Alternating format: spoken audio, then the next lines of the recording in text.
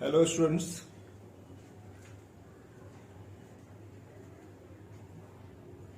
I am going to revise chapter of dimensions. You might be knowing that some portions have been reduced from your class 11th physics syllabus and other subjects also. So before starting your study, you are requested to go through the latest syllabus and accordingly you have to study. The portion I am going to start today is part of your syllabus. You please try to understand. The chapter is dimensional analysis. We know that physical quantities are divided in two parts.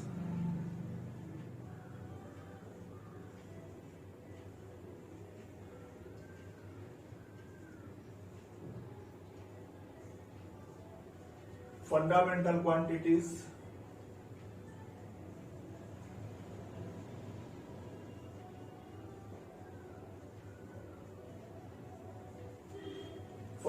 quantities are those quantities which can be independently measured. That is, no other quantity is required to measure these quantities. They are called fundamental quantities. The fundamental quantities are mass, length of any type, it may be height, it may be radius, breadth, anything, time, temperature, this is capital theta and it denotes temperature. Electric current, luminous intensity and mole. I repeat, mass, length, time, temperature, electric current, luminous intensity and mole. These 7 are fundamental quantities. The rest of the quantities are derived quantities.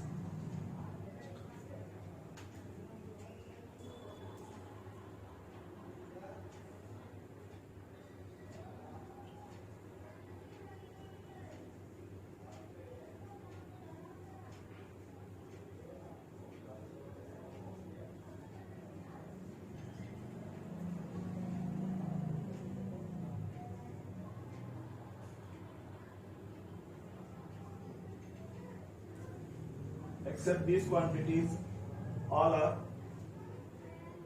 derived quantities.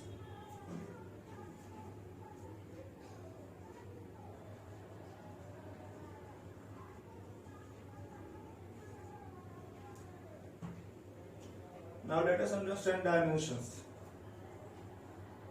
When you represent a derived quantity in terms of fundamental quantities, you have to raise some powers on fundamental quantities. These powers are called dimensions of that quantity. Let us understand.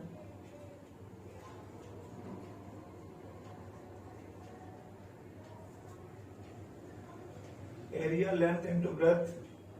Length L. Breadth is also a type of length. Symbol is L. So L square. See, area is represented in terms of fundamental quantity, that is length, by raising some power. So this is called dimension of this quantity.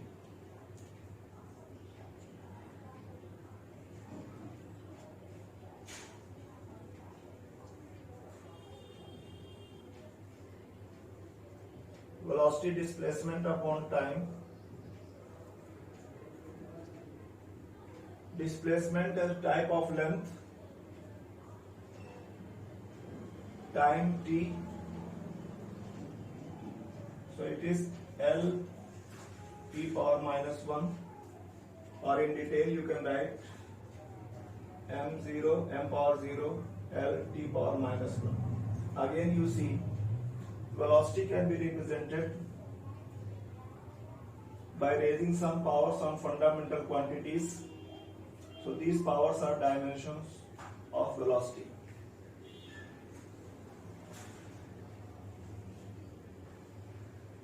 Acceleration, change in velocity upon time.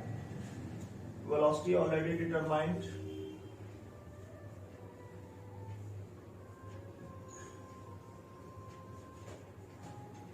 This is dimension of acceleration. Whatever be type of acceleration, acceleration due to gravity or any other acceleration, dimension will remain same.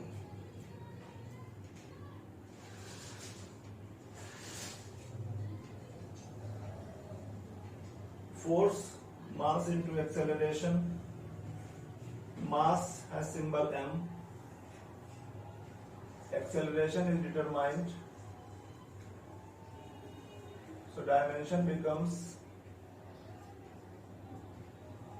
m power l, l power m power 1, l power 1, t power minus 2. So this is dimension of force.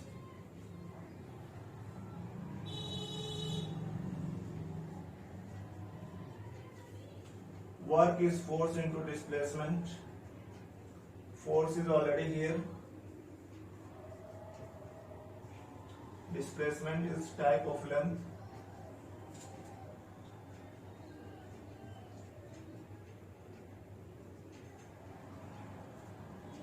So this is dimension of work. And you also know that work and energy are equivalent quantities. Energies of all types, heat, kinetic energy, anything. So all the energies, work including heat, will have same dimension. I suppose students are understanding how to find dimensions and what dimension means. So using this explanation, you can understand and you can find other dimensions also. Now let us understand applications of dimensions. Please keep in mind, dimensions are of physical quantities. When you are finding dimensions using some formula like this, and some numerals, some numbers are coming in that formula, you will not mind that number because numbers will not have any dimension. Like kinetic energy half mv square, so half will have no dimension. Area of circle pi r square, pi will have no dimension.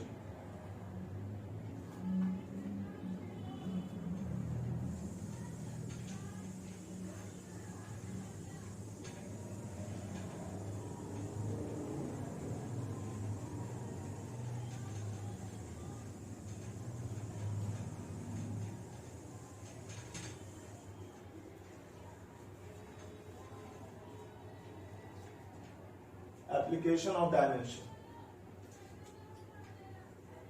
First application, to check correctness of some equation.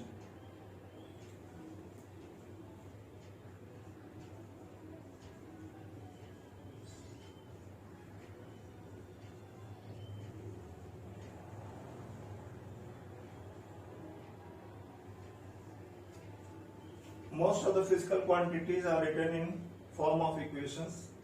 Equation has left hand side and right hand side. If dimensions of both left hand side and right hand side are same, the equation is said to be correct. Let us understand one example. Third equation of motion, v square is equal to u square plus 2as. Dimension of left hand side, it is velocity, lt minus 1 whole square, that is l square t minus 2, t power minus 2. Right hand side, first term u square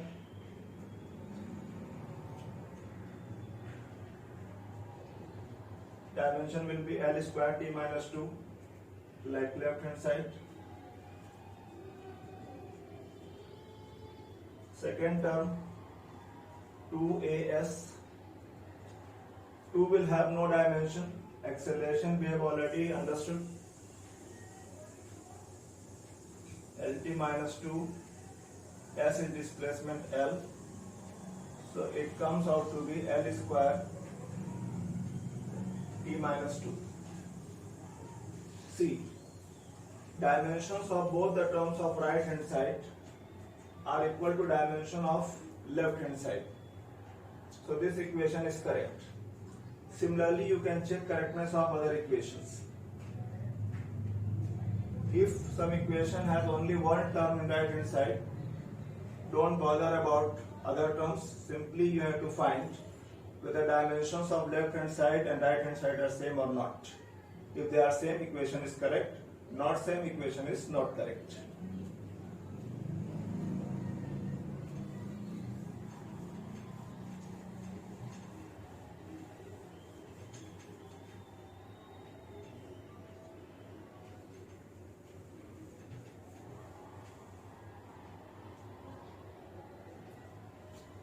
Second application of dimension is conversion of units. You know that a quantity can be represented in different system of units. Suppose one quantity is given in one system of unit and you want to find value of that quantity in another system of unit, you can do with the help of dimensions.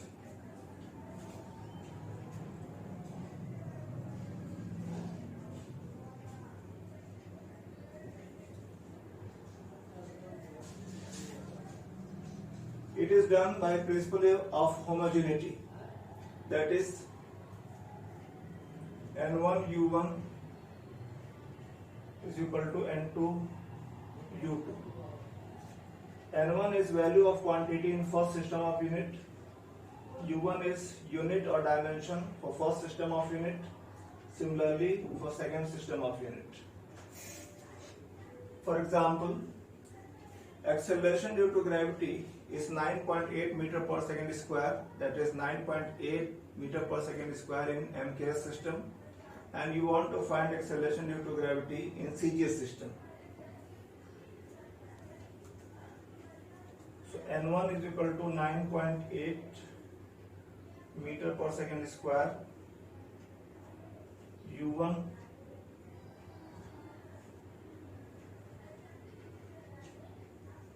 meter per second square, that is L upon T square, N2 not known, U2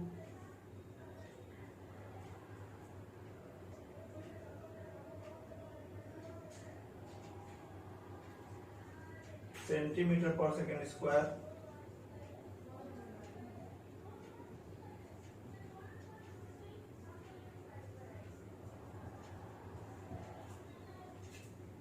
now put all these values in this equation.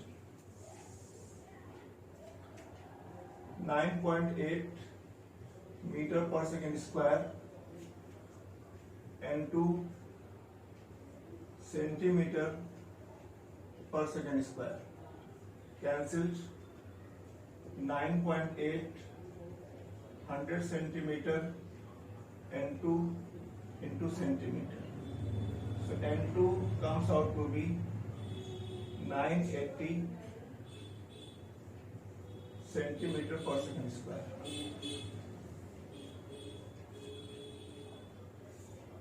This is how to convert units.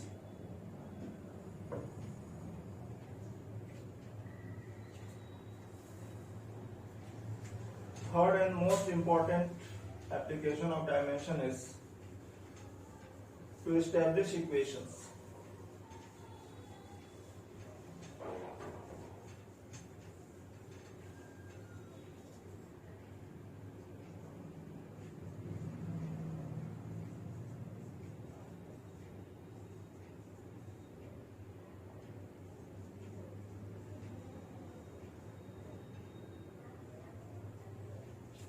Suppose you are doing some experiment and you come to know that a quantity y is depending on three quantities A, B, C. For example, suppose you are doing experiment of potential energy. You already know that potential energy is mgh. So potential energy depends on three quantities: mass, acceleration due to gravity, and height. Similarly, in general, you assume that you are doing some experiment and one quantity y depends on three quantities A, B, C.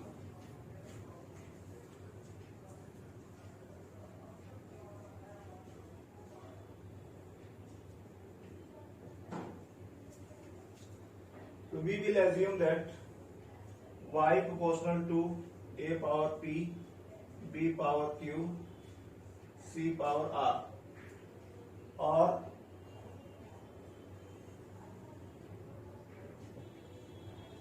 y equal to k, proportionality is removed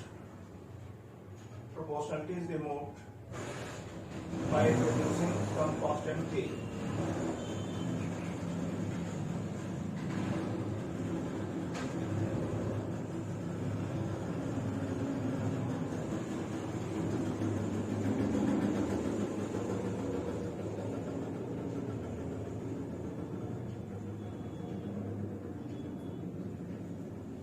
K is dimensionless constant. Keep in mind, it has no dimension. Now you will write dimensions of all the physical quantities, both the sides.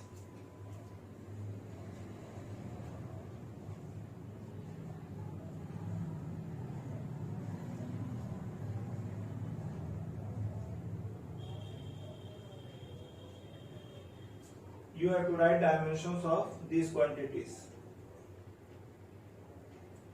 Then you will equate dimensions on both the sides.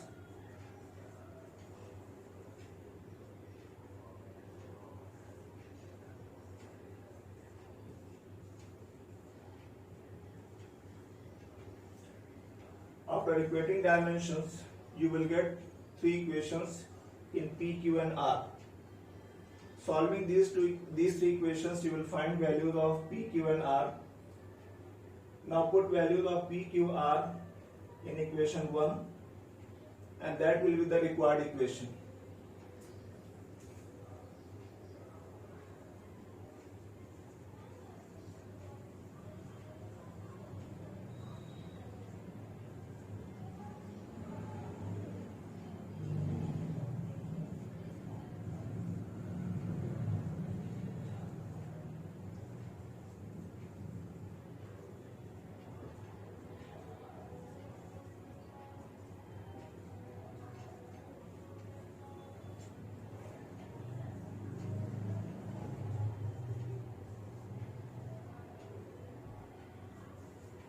By putting values of P, Q, R in equation 1, you get the required equation.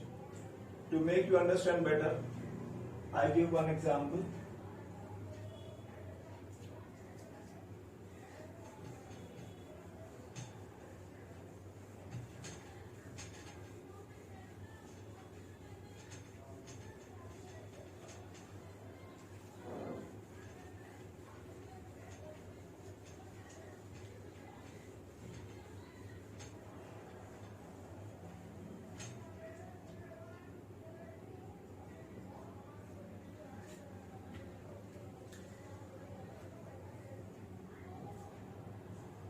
Centripetal force depends on three quantities: mass, speed of body, and radius of path on which body is moving. So let us suppose centripetal force proportional to m power a, rather m power p, speed power q, radius power r, or F is equal to k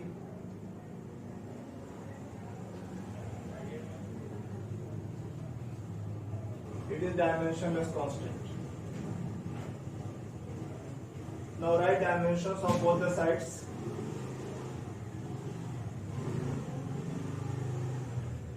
K will have no dimension.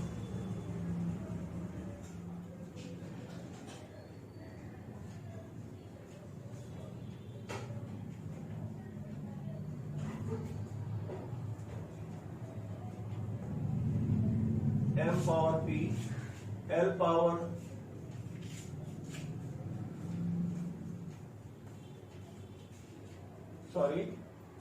radius is type of length, so you will write L. Radius is type of length, you will write L. L power Q, L power R.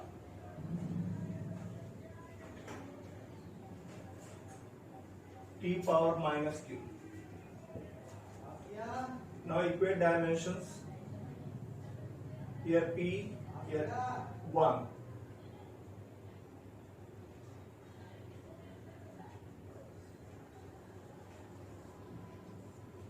P is equal to 1. Q plus R is equal to 1.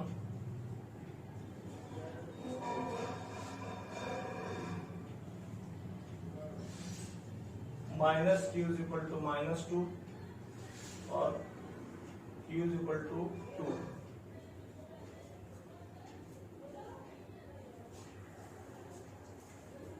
Put value of Q in equation 3.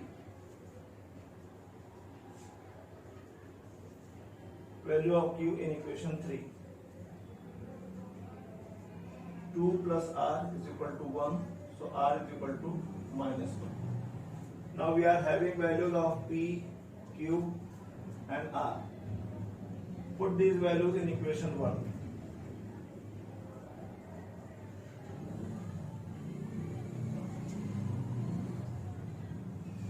F is equal to K M power P1 P power 2 R power minus 1, or F is equal to K mv square by R.